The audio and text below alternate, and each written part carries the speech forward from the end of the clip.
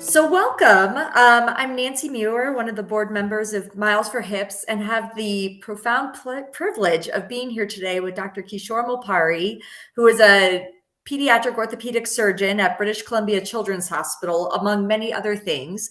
Welcome, Dr. Mulpuri. And please, I would love you to introduce yourself a little bit more as well. Thank you, Nancy, for the rest of the interview. Call me Kishore.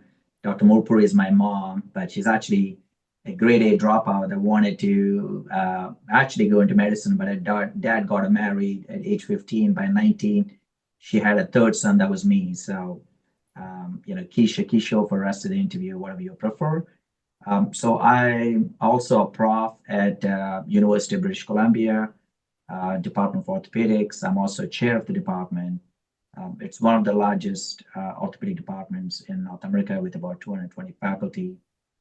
We have training programs virtually in every single subspecialty of orthopedics with fellowships and residents and global collaborations on various initiatives. Well, I would love for you to tell us a little bit about how you became interested in hip dysplasia, because you have certainly done so much for the hip dysplasia community and world and continue to do so much. So very excited to hear your story. Yeah, unlike most people that say, they've had some family, some inspiration for them to become doctors, I actually got forced to becoming a doctor because both my brothers were training to be mechanical engineers. My dad is a mechanical engineer. He didn't want the fourth one. So I reluctantly went into medicine. And then orthopedics is closest to, I think, engineering. So I chose orthopedics as specialty. I wanted to be a sports orthopedic surgeon and take care of Indian cricket team. And things have happened in a way. I got exposed more to pediatric orthopedics. I'm grateful to all the mentors I've had along the way. And then hip was an actually area of need when I came to BC Children's. They wanted me to focus on that. So I was developing programs around children's hips. And I got the good fortune of getting involved with American Academy of Orthopaedic Surgeons to develop DDH guidelines. So these are screening guidelines for hip dysplasia. That started roughly around 2011, 2012. And I got to meet Chad Price, who came to attend one of the meetings. And then he invited me to become a research director with IHDI, which at that point in time was, this is International Hip Dysplasia Institute. And it had 9 centers from 4 different countries, which is US, Canada, Australia, and UK.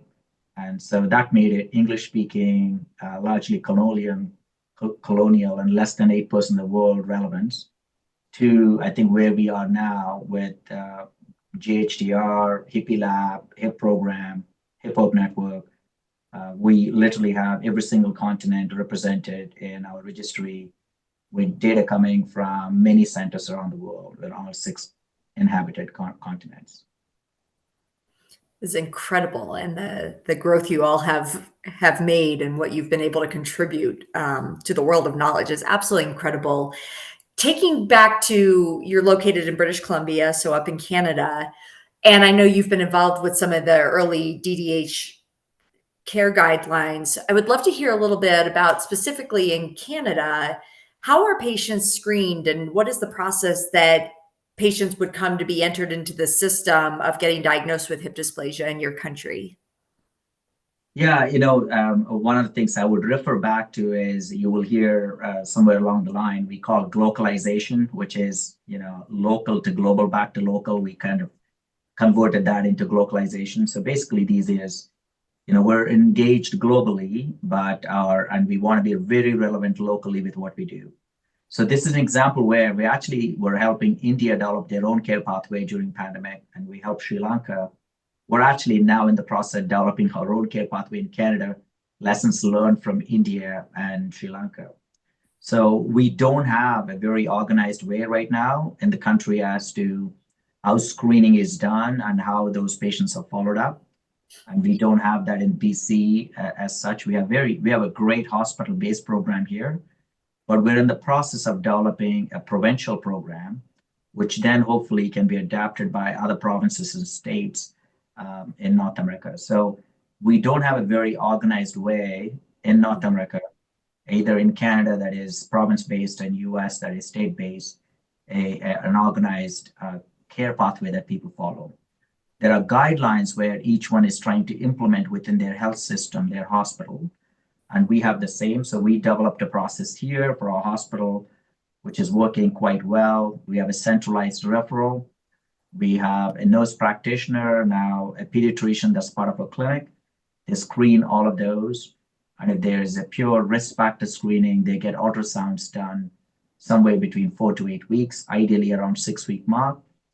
Based on if the ultrasound is normal or abnormal, they initiate a treatment or further follow-up is done to rule out persistent dysplasia. So we've come a long way of establishing a great model for our own clinic. We still have a lot of work to do developing our own national guidelines and then implementing that in provincially in Canada. What is currently for any baby, regardless of risk factors, is there any certain guideline right now of like all babies get this? And then you mentioned the babies who are higher risk then come on for additional ultrasound screening? Yeah, so what we're following is basically AOS guidelines, but we know there is American Academy of Orthopaedic Surgeon guidelines that I've been involved in developing, and some lessons learned from recent guidelines we developed with India and Sri Lanka. We had to make them specific to their healthcare settings. Typically, any child that's born is examined clinically, hopefully in their nurseries, either by midwives, any primary care that's involved in their delivery.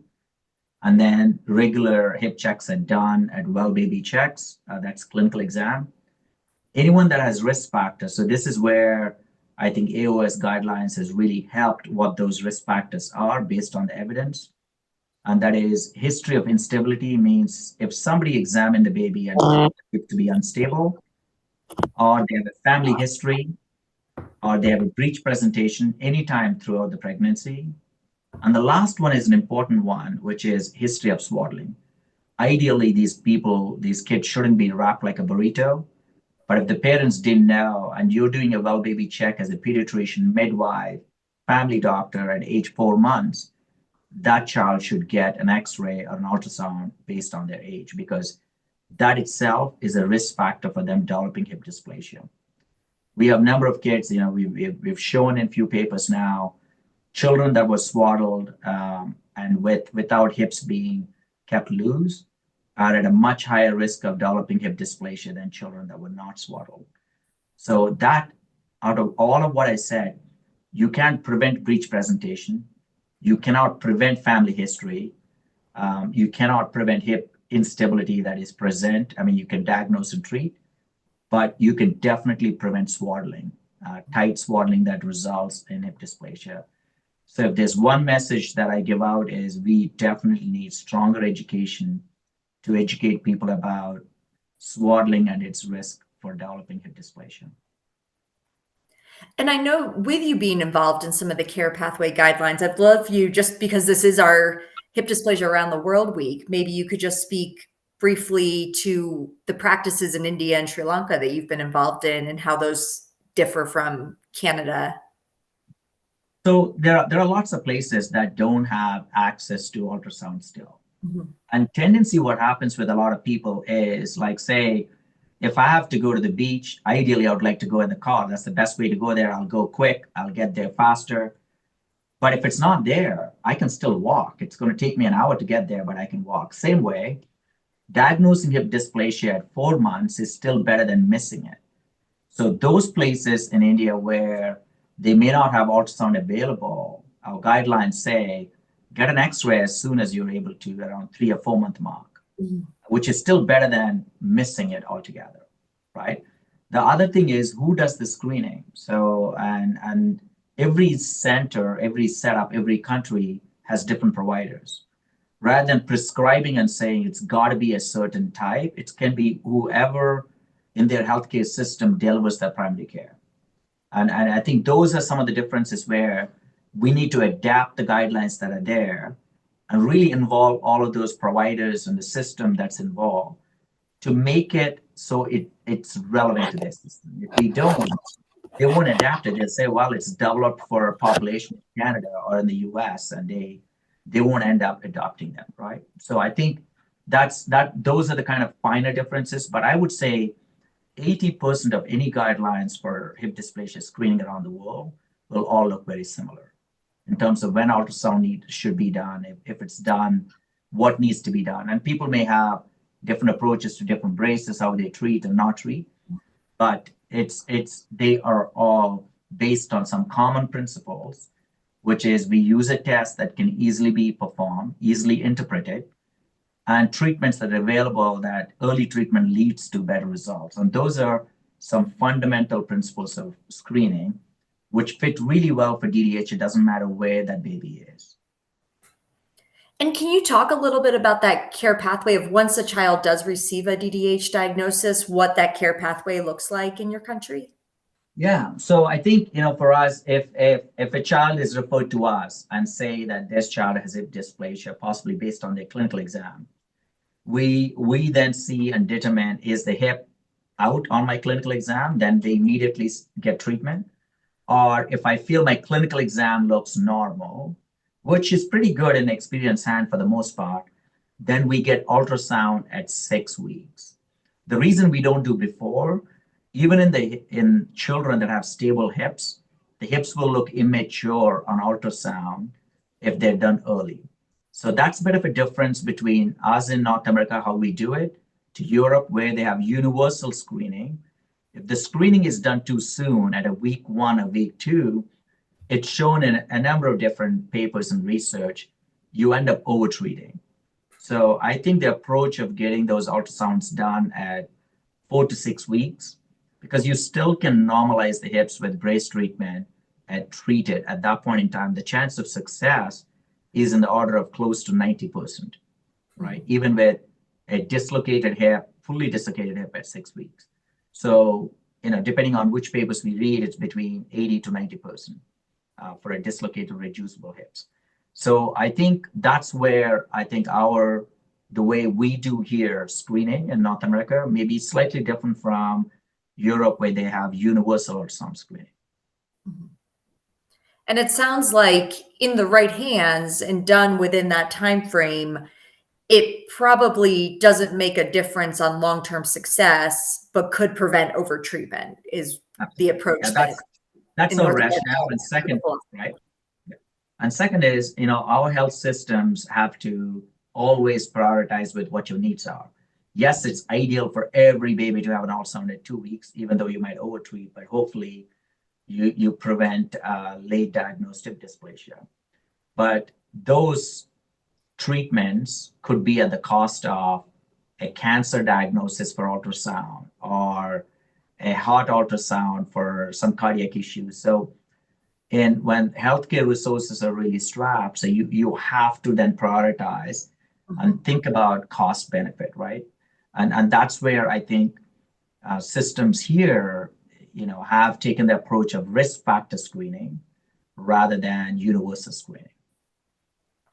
That's something that I think that is so important. And even in my work, I've seen situations where maybe that has gotten missed. And I think there's still a lot of opportunity, make sure that risk factors are pure, fully screened, breech positioning, family history, I think sometimes goes missed. And then, like you said, the opportunity to provide that education postnatally as well. Really important. So the next question, this one I am particularly excited to hear your thoughts on, just because of your position and all that you are involved in. But what priorities or opportunities do you see for hip dysplasia related care, research, and education in your region? And then specifically, what are you involved in? Would love to hear this because you're involved in a lot. Yeah, Nancy, I mean, I get inspired by when I think, the organization you lead and all of you, what you're trying to do. One major thing that we take pride in doing is in the work we're all doing, there is no word see as competition, it's collaboration. I think what our lab is trying to build, hopefully we're moving in that direction, is to bring all of these organizations, right? Like Miles for Hips, Steps Charity, Healthy Hips Australia, IHDI, I'm a Hippie, even though I'm a Hippie is our major supporter, to bring all of them under one platform, which is we're all doing the same. We're all trying to help care for children and families with hip dysplasia right from cradle to grave. Like we want to really hit that whole spectrum, either help diagnose early, do better treatment, or if we have to if we have diagnosed them late and treated still, find better ways so that no child suffers from the burden of hip disease slash hip dysplasia, right? And I think our goal is to reduce that burden, whatever way that we can. So there are several initiatives, right from public education to collaborating with people, hip health campaigns in nurseries, to educate people about swaddling and others, which we partnered with I'm a Hippie, to educational stuff like webinars, Hip Hope Network, Hip Health Outcomes in Pediatrics, recognizing people like you that are doing amazing work, Hip Legends, to our large database that we have, Global Hip Dysplasia Registry, where we're collecting large amounts of data that we're able to compare, come up with new classification system, new way of really looking at and organizing so that we're able to compare apples to apples, to really looking at treatment outcomes, comparing treatments, eliminating unnecessary visits, and we're actually unnecessary treatments. We just got approved and funded for a randomized control trial to see if minor dysplasia should be treated or get improved on its own. The reason is some of these treatments, even though they are not physically harmful, one of the studies that one of our colleagues, Tony Cooper here, did showed that brace treatment affects maternal bonding and breastfeeding. So even though it's a necessary treatment, over treatment it has its own effects, right? So there are lots of important research questions that need to be answered. So with each one of those, we're making improvements. The analogy I give to people is we in this world, whatever you're doing, whatever we're doing here, all of us, we're playing, as Simon Sinek says, we're playing the infinite game. It's not like this match starts and ends. If each of us contribute to make it better, and somebody else will take the baton on and they will take it forward, right? So that's basically, I think, what we're trying to do. Now, what some of the cutting edge stuff that we're involved in is a lot of AI tools and development, because you need to be able to develop those. You need data. We have a rich amount of data right now in our database and still more coming. And some new brace that we're working with one of the companies to develop a new hippie brace, because the current braces that we use are 20, 30 years old. We have done some research, which all of you have been part of as the advisory group in the publication. Patients and families have a lot of concerns with the current braces that we use and current kind of immobilization techniques like hip spica cast and others.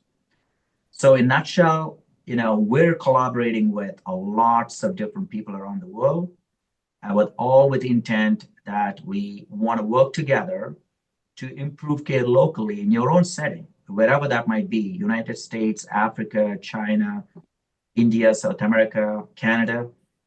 And working together, we're improving care globally. So we're really pooling our resources and our knowledge, like say your podcast now, the knowledge is going everywhere around the world. It's not just relevant to population in the United States. So I think that is what we really are trying to do, is to really bring these groups together from all around the world so we improve care locally and globally. Well, we absolutely love being a part of all that you are doing, and it's just incredible. On a final note, if you had to share, what is your vision for hip dysplasia? My vision for hip dysplasia is, as we all know, there's a lot of hip replacements being done. About 70% of them are undiagnosed, untreated hip dysplasia in childhood. We reduce the burden. We're never going to eliminate it, but we reduce the burden of hip dysplasia globally so that no child would suffer from the burden of hip dysplasia. That is really ultimately. all with the intent that we improve the mobility for all. Literally, when I say mobility for all, that's our goal. It doesn't matter where they are, we are impacting with the work we do every single child and every single person that has a hip disorder, hip issue. Well, it's an amazing vision. And I can tell you at Miles for Hips, we share that with you and are so excited about all that you are doing. And once again, just so thrilled to even get to play a small part in it. So Kishore, thank you so much for joining us today. This was absolutely wonderful. I know you're a busy man and just so privileged that you were able to join in and participate in our Hip Dysplasia Around the World theme week. Thanks, Nancy.